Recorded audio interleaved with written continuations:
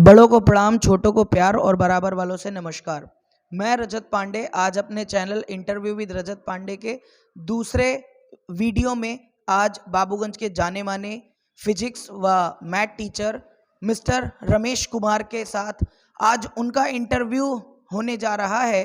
तो मेरा आप सभी दर्शकों से विनम्र निवेदन है कि आप सभी दर्शक लोग इस वीडियो को लास्ट तक देखें, अंत तक देखें और इस वीडियो को लाइक करना, कमेंट करना और शेयर करना तथा चैनल को सब्सक्राइब करना ना भूलें। धन्यवाद। तो आइए अब हम आपको अपने इस चैनल इंटरव्यू विद रजत पांडे में लिए चलते हैं मैथ टीचर श्रीमान रमेश सर के पास और आज उनका है इंटरव्यू और उनसे हम जानने की कोशिश करेंगे उनके जीवन से जुड़े कुछ अनछुए, कुछ अनसुने किस्सों को जानने की कोशिश करेंगे। तो मैं स्वागत करना चाहूँगा अपने इस चैनल में श्रीमान रमेश सर का। आइए सर, आपका बहुत बहुत स्वागत है। आइए सर, आइए सर। नमस्ते सर, कैसे हैं सर आप? बढ़िया हैं। तो ये हैं बाबूगंज के बहुत ही जाने माने अध्यापक मैथ व फिजिक्स टीचर श्रीमान रमेश कुमार जी। सर, आप अपने पैतृक निवास स्थल के बारे में कुछ बताएं। जी, मेरा गांव जो है चांडई है और पोस्ट इटौरा बुजुर्ग है और डिस्ट्रिक्ट रायबली है। मेरा जो जन्म स्थान है वो चांडई है। जी, और आप अपने परिवार के बारे में भी कुछ बताइए। जी, मेरे पिताजी का नाम मिस्टर हीरा लाल है और मेरी मम्मी हैं और उनका नाम श्रीमती ज्ञानवती है और हमारे एक भाई हैं, सिस्टर नहीं है, और जो कि उनके 3 बच्चे हैं। जी, आपने अपनी प्रारंभिक शिक्षा जो पाठशाला होती है, प्राथमिक पाठशाला या फिर प्रारंभिक शिक्षा कहाँ से प्राप्त किया? प्रारंभिक शिक्षा मैंने अपने पास के ही विद्यालय प्राथमिक विद्यालय चांडई में है, वहीं से मैंने 1 से 5 तक जो शिक्षा है वहीं से प्राप्त किया है। उसके बाद सर, आप 5वीं की शिक्षा के तदोपरांत 5वीं क्लास के पश्चात आपने किस विद्यालय में प्रवेश लिया तथा आपने आगे की पढ़ाई कहाँ से किया? उसके बाद बाबूगंज में जूनियर हाई स्कूल जो चलता है इस समय, मैंने 6 से 8 तक वहीं पर पढ़ाई किया और वहीं पर अध्ययन किया। जी, उसके बाद यदि हम बात करें 9 से लेकर 12 तक की, तो वो पढ़ाई आपने कब और कहाँ और किस सन में किया? 9 से लेकर 12 तक जितनी भी पढ़ाई किया है हमने वो पंचशील इंटर कॉलेज से किया है और 9th में शायद 2009 में मैंने वहाँ पर एडमिशन लिया है और 2011 में हमने अपना हाई स्कूल पास किया है और 2013 में हमने वहाँ से अपना इंटर पास किया है और वहीं से हमने अपना बीएससी भी किया है। जी बिल्कुल। आपने बीएससी किस वर्ष में पास किया सर? बीएससी 2016 में पास किया है। 2016 में किन विषयों से सर? फिजिकल एजुकेशन था और एक मैथ था। जी बिल्कुल सर। इसके बाद वर्तमान समय में आप क्या कर रहे हैं सर? वर्तमान समय में मैं तैयारी कर रहा हूँ और जो मैंने डीएलएड किया हुआ है जो कि लखनऊ यूनिवर्सिटी से किया हुआ है, आर्कुल कॉलेज नाम है उसका, वहाँ से मैंने बीटीसी किया है जिसका वर्तमान नाम में डीएलएड चल रहा है और मैं अब एक शिक्षक की भांति तैयारी कर रहा हूँ और बच्चों को पढ़ा भी रहा हूँ। तो चलिए दर्शकों, हम रमेश सर को वापस लिए चलते हैं उनकी प्रारंभिक पाठशाला की ओर। सर, जब आप बचपन में प्रारंभिक पाठशाला में होता जो है, जब आप वहाँ पढ़ रहे थे तो वहाँ के दौरान के कुछ शरारती लम्हों को, शरारती पल को तथा अपने कुछ मित्रों के बारे में बताएं तथा बचपन की कुछ वो खट्टी मीठी यादें बताएं। जब मैं प्रारंभिक शिक्षा अपने गांव के विद्यालय में पढ़ रहा था, प्राथमिक विद्यालय में, तो हमारे गांव के ही दोस्त हुआ करते थे, जो कि मंडली बनती थी। तो सब लोग साथ में जाया करते थे और वहाँ पर एक आम का पेड़ मिलता था। तो जब लंच होता था तो हम लोग सब के सब सारे बच्चे वहीं पे आते थे, बैठकर एक पहले जाते थे, चबूतरा मिट्टी का बनाते थे। फिर उसके बाद उसमें होता था कि इतने से हम बैठेंगे, इतने से हम बैठेंगे, ये हमारा स्थान है वो। तो इसी तरह 1 घंटे पहले जाया करते थे हम लोग और बनाते थे, उसी में खेलते थे। फिर उसके बाद पढ़ाई करते थे। जब लंच होता था तो हम सब लोग आके वहीं पे बैठा करते थे और जो है अपना अपना भोजन जो भी होता था, जो लाया करता था, वो हम सब लोग खाते थे। और भी खेल खेलते थे, बहुत सारे खेल खेलते थे, जैसे कबड्डी हो गई, तमाम चीज़ हो गया, इसी प्रकार खेलते थे। जी, आपको बचपन से लेकर अब तक कौन सा व्यंजन, मतलब डिश, भोजन, कौन सा सबसे ज़्यादा पसंद है? व्यंजन देखा जाए तो एक तरह से खाने में सभी पसंद हैं, लेकिन जैसे कुछ खास होते हैं, जैसे कि आप मान लीजिए कि पनीर और जो हो गया मटर पनीर हो गया, ये सब ज़्यादा चॉइस करते हैं। जी, आपने अ, पढ़ाई के दौरान आपके प्रिय मित्र कौन-कौन रहे? उनका भी कुछ नाम उल्लेख कीजिए। प्रारंभिक टाइम पे आप पूछना चाहते हैं या जूनियर टाइम पे जब भी? जी, आप प्रारंभिक और उसके बाद फिर जब आप 9वीं, 10वीं, 11वीं, 12वीं की पढ़ाई के लिए पंसील ज्वाइन किए, तो वहाँ हर समय के आप अपने मित्रों के बारे में बताएं। अभी तक का आपका कौन बेस्ट फ्रेंड रहा? किससे आप अपनी सभी बातें शेयर करते हैं? अभी देखा जाए तो प्रारंभिक में गांव के ही ज़्यादा बच्चे होते थे, जो मंडली होती थी उन्हीं में गांव के ही लोग ज़्यादा मित्र रहते थे, क्योंकि वहाँ पे दूर दूर से बच्चे नहीं आते थे। जब हम 6th क्लास में यहाँ जूनियर हाई स्कूल में गए, तब वहाँ पे ढेर सारे फ्रेंड हमारे बने, जो है अच्छे फ्रेंड बने। और कुछ जो होते हैं शरारती फ्रेंड, वो भी रहे जो है। उनमें से कुछ फ्रेंड हमारे खास हुए जो है, जैसे कि एक हमारे प्रमोद प्रमोद भाई हैं, प्रमोद यादव जी, जो कि फतहारा से आते हैं। एक अमित जी हैं वहीं से, वो भी सताहारा से ही आते हैं। आतिश पटेल हो गए, सुनील हो गए, और इसी तरह नवादा से कई मित्र हैं जो है। और यही लोग जो है हमारे खास फ्रेंड रहे।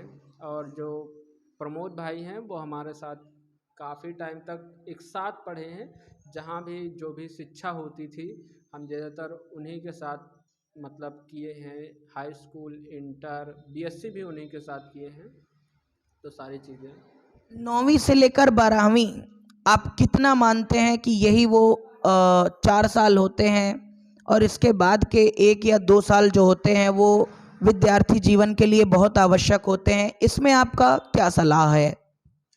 जी, अगर नाइन्थ से देखा जाए तो नाइन्थ जो होता है वो स्टूडेंट का बिल्कुल बेस लेवल होता है। अगर स्टूडेंट को सुधरना होता है, उसको पढ़ाई में आगे जाना होता है, कुछ बनना होता है, तो वो नाइन्थ से ही सोच लेता है कि हमको आगे चल के ये बनना है या ये करना है। अगर उसके थोड़ा सा गार्जियन उसको ध्यान दे देते हैं तो आगे चल के कहीं ना कहीं अच्छी जगह सेटलमेंट हो जाता है। तो मेरा मानना है कि जो बेसिक होता है, जो बच्चों का एक स्टूडेंट होता है, कैरियर जिसको हम लाइफ कहते हैं, वो 9th क्लास ही होता है। अगर वहाँ से बच्चे को अच्छे से ट्रेंड किया जाए, अच्छे से गाइड किया जाए, तो बच्चा अपने जीवन में बहुत कुछ कर सकता है। रमेश सर से मैं जानने की कोशिश करूंगा, सर आपका प्रिय खेल कौन सा रहा या फिर कौन सा है? मेरा फ्री जो खेल है वो क्रिकेट ही है, क्योंकि मैं हर समय क्रिकेट का काफ़ी शौकीन हो गया हूँ और खेलता भी हूँ। अभी भी खेलता हूँ, जब भी हमें टाइम मिलता है कुछ, तो मैं बच्चों के साथ टाइम निकाल के खेलता हूँ। इससे ये होता है कि बच्चे के अंदर जो डर बना रहता है एक टीचर के प्रति, कि ये टीचर से हम बहुत डरते हैं, ये हमको डांट देते हैं, या तो खेल एक ऐसी युक्ति होती है कि जो कि बच्चे को और स्टूडेंट को आपस में मिला देती है, तो बच्चे के अंदर जो डर रहता है वो निकल जाता है, और बच्चे को अगर कोई कुछ पूछना होता है तो वो विदाउट हेजिटेशन वो टीचर से पूछ लेता है। जी बिल्कुल, खेल का नज़रिया जानकर मुझे बहुत अच्छा लगा। तो रमेश सर से जानने की कोशिश करते हैं, आपको क्रिकेट खेल पसंद है, और यदि हम क्रिकेट खेल की बात करें तो खिलाड़ियों की बात करना भी आवश्यक है। रमेश सर, क्रिकेट खेल में आपको कौन सा खिलाड़ी सबसे ज़्यादा पसंद है?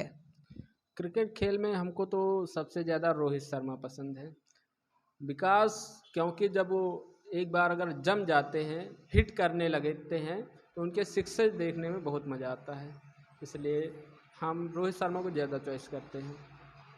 जी बिल्कुल। और यदि हम बात करें और यदि हम बात करें क्रिकेट खेल के आपकी, तो आपको क्या पसंद है, बैटिंग या बॉलिंग या दोनों ही? आप क्या हैं, बल्लेबाज हैं विशुद्ध, या विशुद्ध गेंदबाज, या फिर ऑलराउंडर? नहीं, ओनली हमको बैटिंग आती है, बॉलिंग आती थी, लेकिन एक प्रैक्टिस जो होती है, प्रैक्टिस बहुत ज़रूरी होती है, विदाउट प्रैक्टिस जो है बॉलिंग नहीं कर पाते हैं, काफ़ी टाइम से छूट गया है। बहुत कभी कभी जब मौका मिलता है, पढ़ाई में इतनी व्यस्तता होती है, हमारे पास इतना काम होता है कि हम प्रॉपर उसकी प्रैक्टिस नहीं कर पाते हैं, इसलिए जो है बैटिंग है तो एक बार चलो ठीक है, आड़े टाड़े जैसे ही हुआ उसको बैट से मार देते हैं, कहीं चला गया तो उसमें ज़्यादातर बैटिंग पसंद है। जी, आप सुना है फिल्म भी बहुत देखते हैं, आपकी सबसे पसंदीदा फिल्म कौन सी है? नहीं, फ़िल्म तो मैं नहीं देखता हूँ, फिर भी अगर कोई अच्छी फ़िल्म होती है जिससे हमको सीख मिलती है, तो अगर कोई बहुत हिट हो रही है, लोग बताते हैं कि इसमें सीखने का बहुत ही अच्छा है, इसको आप देखिए, तो मैं वो देखने की कोशिश करता हूँ, वो भी बहुत ही कम देखता हूँ। आपका पसंदीदा गाना कौन सा है, आपका फेवरेट सॉन्ग कौन सा है सर? अगर सॉन्ग की बात करें तो सॉन्ग बहुत ही कम सुनते हैं, क्योंकि इतना टाइम नहीं होता है सॉन्ग वॉन्ग सुनने का, फिर भी फेवरेट सॉन्ग ज़्यादा, हम सॉन्ग के शौकीन नहीं हैं। जी सर। और रमेश सर से एक और चीज़ जानने की कोशिश करेंगे। सर, आपने किस वर्ष में पढ़ाना प्रारंभ किया? अगर बात आ जाए टीचिंग की, तो टीचिंग जो हमने स्टार्ट किया है वो तो हमको भी नहीं पता कि हमने किस ईयर से स्टार्ट किया है, परंतु मैं इतना ज़रूर कहना चाहूँगा कि जब मैं खुद अध्ययन कर रहा था, अर्थात मैं पढ़ाई कर रहा था, तो हमारे घर की सिचुएशन इतनी अच्छी नहीं थी, और ना ही हमारे पेरेंट्स हमको अफेयर कर पा रहे थे इतना मनी पढ़ाने के लिए।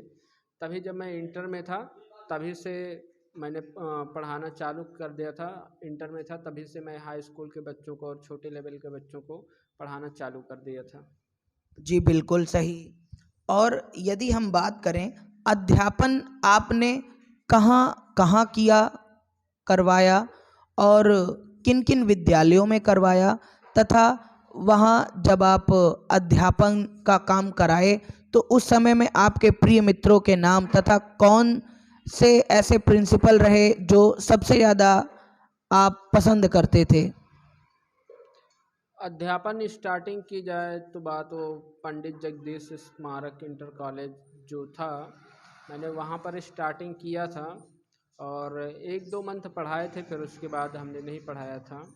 और चूँकि उस समय मैं अध्ययन भी कर रहा था, तो हमको बहुत ही विडंबनाएँ आ रही थी, तो इसलिए फिर वहाँ से अध्यापन हमने नहीं किया।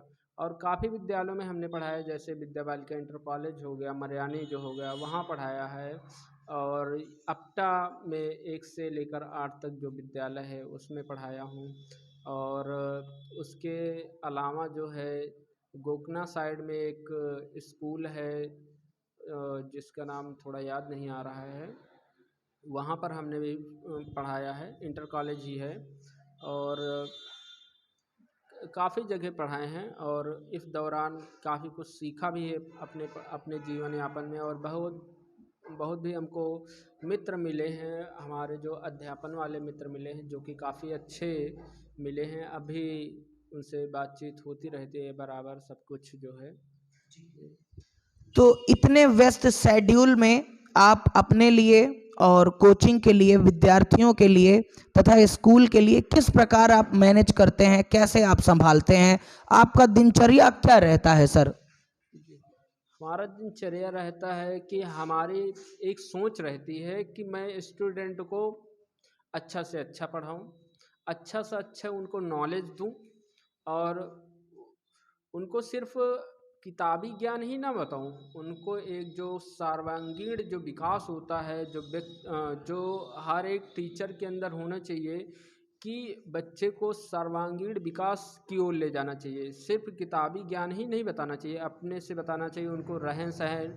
अगर बच्चे के अंदर मान लीजिए आपने किताब को ही पढ़ा दिया और उसके अंदर बोलने की कला नहीं, बैठने की कला नहीं, तो उसको उसके पढ़ाई से हम नहीं मानते कि बहुत अच्छा है जो है।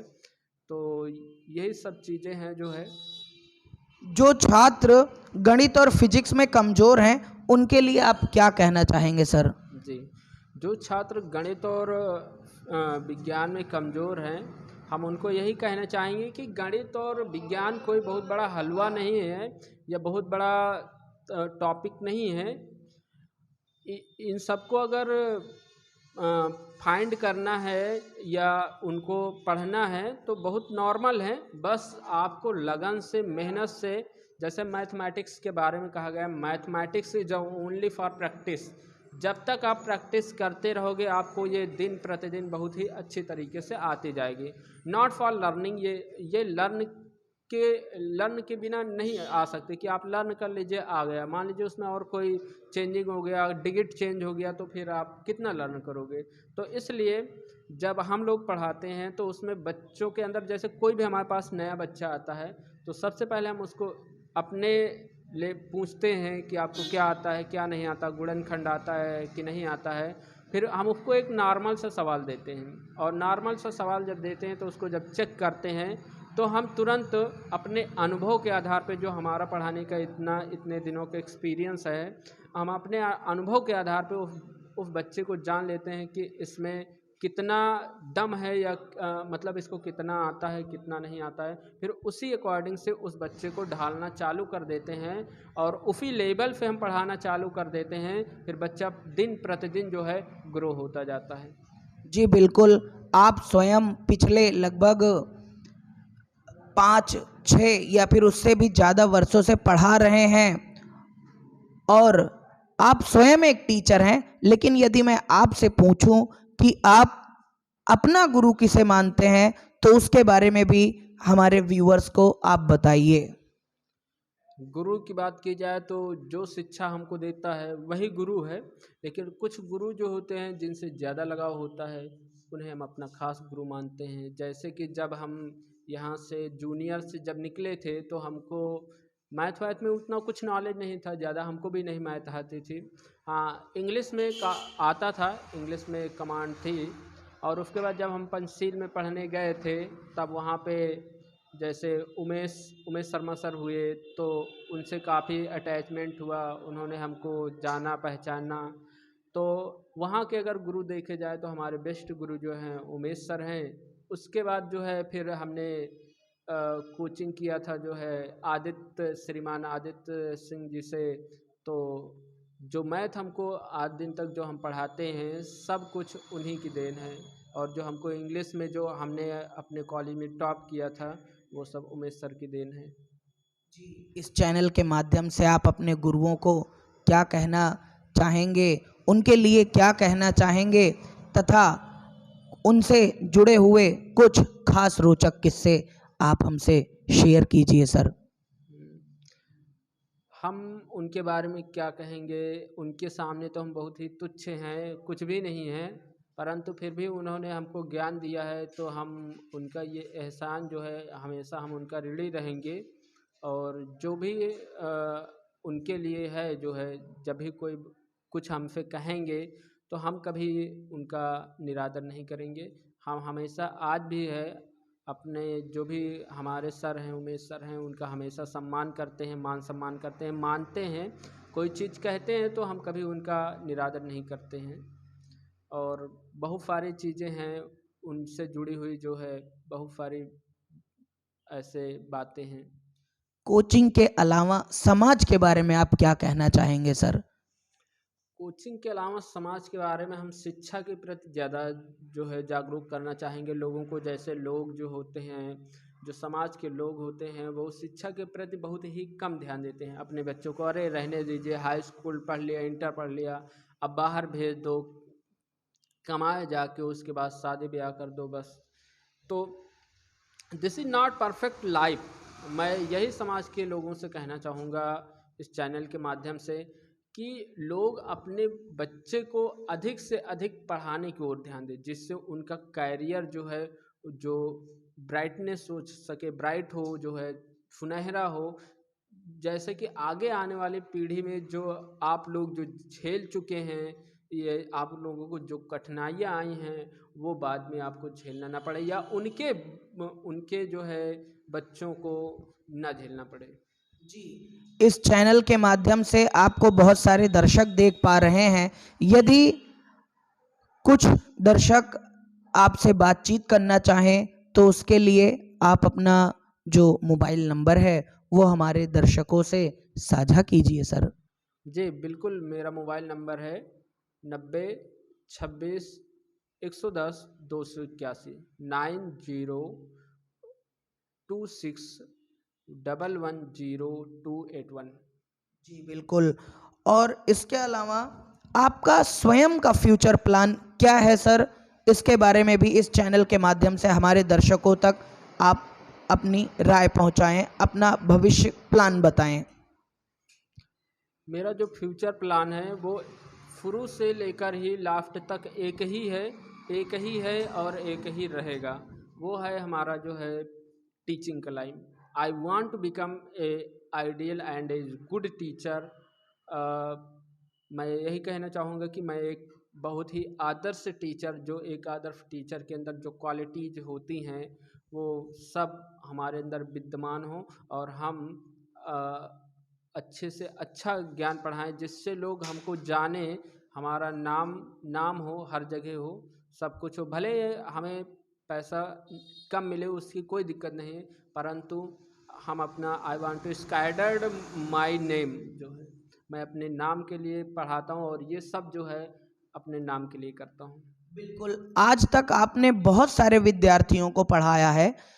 क्या वैसे टीचर विद्यार्थियों को बहुत कुछ सिखाता है, लेकिन क्या कभी आपने भी किसी विद्यार्थी से कुछ सीखा है? जी, अगर विद्यार्थियों की बात की जाए तो ऐसा नहीं है। टीचर अगर विद्यार्थियों को सिखाता है तो विद्यार्थी भी टीचर को सिखाते हैं, ऐसी बात नहीं है। कभी कभी ऐसा होता है कि बहुत बच्चे ऐसे होते हैं कि जो कि बहुत ऐसी अच्छी बातें कह देते हैं जो शायद टीचर के माइंड में ना आए जो है। तो ऐसी चीज़ें हमने बहुत सीखी हैं कि कभी कभी कुछ ऐसे क्वेश्चन होते हैं जहाँ तक हम नहीं सोच पाते हैं, और स्टूडेंट उनको सोच ले जाते हैं वहाँ तक। तो इसी तरह हमने भी स्टूडेंट से ऐसी बातें हैं, बहुत कुछ सीखा है। जी जी बिल्कुल। यदि हम बात करें सुकरात की, तो सुकरात के प्रिय शिष्य थे प्लेटो, और हम बात कर रहे हैं वर्तमान समय में रमेश सर से, तो रमेश सर से भी हम जानना चाहेंगे कि उनके प्रिय शिष्य कौन हैं या फिर कौन कौन हैं।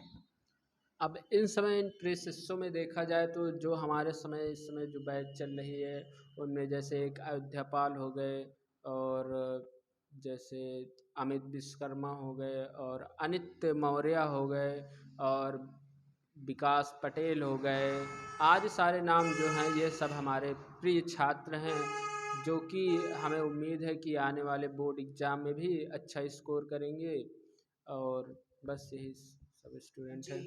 आप वर्तमान समय में यहाँ बाबूगंज में अध्ययनरत हैं, इसके अलावा पंचशील में भी और जगतपुर में भी। तो इन जगहों पर आपके जो टीचर फ्रेंड्स हैं उनमें भी आप कुछ का नाम उल्लेख कीजिए, और वर्तमान समय में आपके कौन कौन से बेस्ट टीचर फ्रेंड्स हैं? अगर टीचर फ्रेंडों में बात किया जाए तो जिस समय जैसे यहाँ पर रामरती इंटर कॉलेज में इस समय अध्ययनरत हैं, तो वहाँ पर हमारे जो खास मित्र हैं, जो केमिस्ट्री के अध्यापक हैं, बहुत ही अच्छा बाबूगंज में चला रहे हैं, अपना नाम चला रहे हैं, विकास यादव जी हैं। और उसके साथ और वहीं पर अध्यापन कर रहे हैं। सुधांशु सर हैं, स्वयं आप खुद ही हैं एक इंग्लिश के टीचर जो हैं और अच्छा जो है, और उमेश सर हमारे गुरु है ही, और दिनेश मिश्रा सर वो भी हमारे गुरु ही हैं। तो यही सब हमारे मित्र हैं जो है। जी बिल्कुल। और सर आप शादी कब करेंगे? शादी आने वाले 1-2 सालों में हो ही जाएगी जब होगा, परंतु हमारा जो प्लान है हम अपने पहले फ्यूचर को देखते हुए जो है, जब हमारा फ्यूचर ब्राइट होगा तब शादी ऑटोमेटिक हो जाएगी।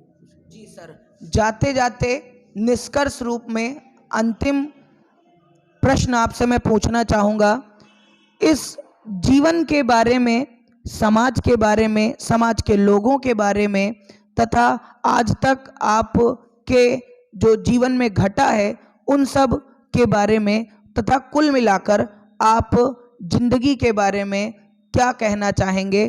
पूरा एक निष्कर्ष के तौर पर अभी तक जो भी अनहोनी हुआ, होनी हुआ, उतार चढ़ाव हुआ आपके जीवन में, जिस समय भी हुआ, उन सब के बारे में हमारे दर्शकों से आप क्या कहना चाहेंगे? यही मेरा अंतिम सवाल है आपसे। जीवन तो अनमोल है ही, लेकिन जीवन में ढेर सारे उतार चढ़ाव आते रहते हैं, परंतु मैं इन सब उतार चढ़ावों को न देखते हुए मैं हमेशा यही कहूँगा कि हमेशा अपने जो टारगेट जो होता है हमेशा उसकी ओर तत्पर होना चाहिए, क्योंकि ज़िंदगी है, कभी सुख तो कभी दुख ये आते रहते हैं, परंतु जो एक बार अपने रास्ते से जो बिछड़ जाता है फिर वो हमेशा स्लिप होता चला जाता है, वो कभी भी अपने टारगेट को अचीव नहीं कर पाता है। तो मैं सब लोगों से यही कहना चाहूँगा कि first and last you will have to achieve your goal, and after that you will see next other points। यही सब मैं कहना चाहूँगा कि आप लोगों को हमेशा जो एक गोल निश्चित होना चाहिए शुरू से, स्टार्टिंग से लेकर कि हमें ये बनना है, तो उसी के प्रति आपको मेहनत करनी चाहिए, उसी के प्रति आपको पढ़ाई करनी चाहिए। और हमेशा सबसे पहले समाज के बारे में भी मैं यही कहना चाहूँगा कि हमेशा आपको अपने बच्चों के प्रति के स्टडी के बारे में ज़्यादा ध्यान देना चाहिए।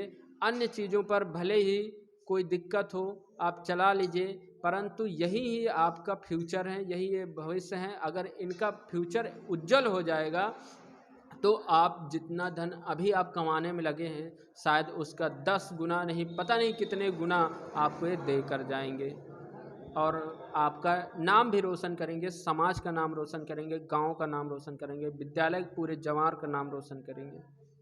जी बिल्कुल, बहुत बहुत धन्यवाद रमेश सर, आपने अपना बेशकीमती समय मेरे इस चैनल के लिए दिया और मुझे दिया।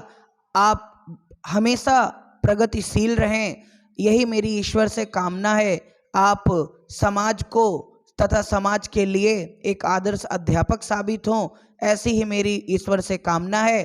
तो दोस्तों, मैं यहाँ रमेश सर के लिए बहुत बहुत धन्यवाद उनको कहता हूँ कि उन्होंने अपना कीमती समय मुझे दिया, मेरे इस चैनल को बहुत कीमती समय दिया।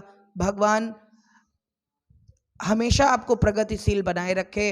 इन्हीं शब्दों के साथ मैं आज का अपना ये इंटरव्यू समाप्त करना चाहूँगा। मित्रों, मिलेंगे किसी अगले एपिसोड में, और अगर आपको ये वीडियो अच्छा लगा हो तो आप इस वीडियो को ज़्यादा से ज़्यादा मात्रा में शेयर करें, लाइक करें, सब्सक्राइब करें इस चैनल को, तथा इसे कमेंट करना ना भूलें।